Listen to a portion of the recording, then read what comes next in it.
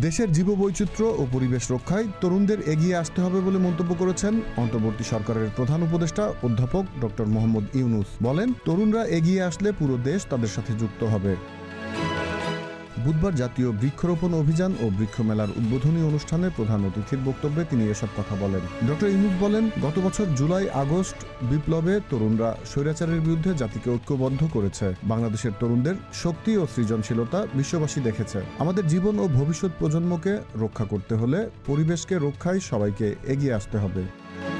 প্রধান উপদেষ্টা বলেন, প্রকৃতির বিরূপ প্রভাবের জন্য মানুষই দায়ী। প্লাস্টিকের অপব্যবহার ও পরিবেশ বিপর্যয়কারী কর্মকাণ্ডের কারণে প্রকৃতি আমাদের ওপর প্রতিশোধ নিচ্ছে। বলেন, প্রকৃতি ও পরিবেশের বিরুদ্ধে মানুষ যুদ্ধে নেমেছে, অথচ প্রকৃতি ও পরিবেশকে আমাদের জীবনের জন্য রক্ষা করার দায়িত্ব।